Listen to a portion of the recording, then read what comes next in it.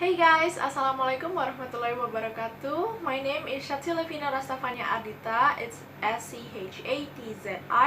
I'm from Dharma Wanita Senior High School, Surabaya, and I'm in grade 12.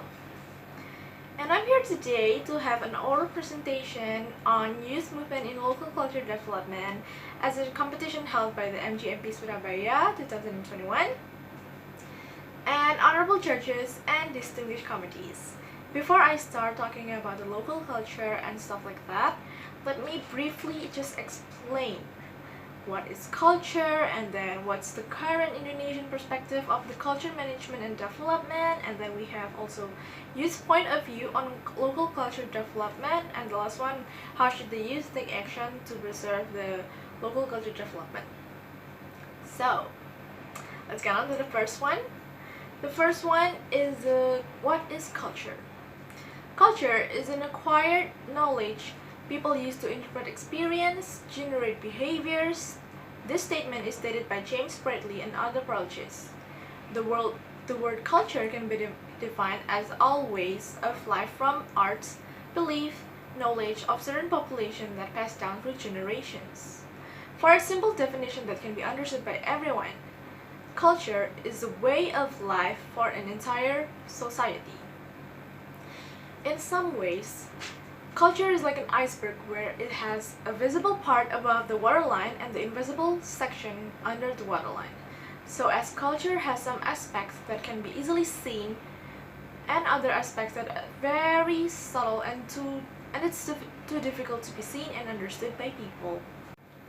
So, as Indonesia's current culture management and development, let me just briefly explain about Indonesia and its culture.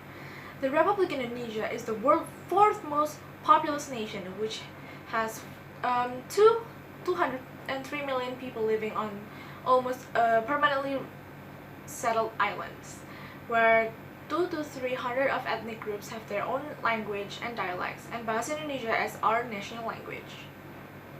The youth. Now let's talk about the youth itself. The youths are human capital, or often called as human resource, which is quite important to create a strategy and for the development of the nation. Well, based on research, the youth have better self-esteem and assertiveness than the previous generation of the same age.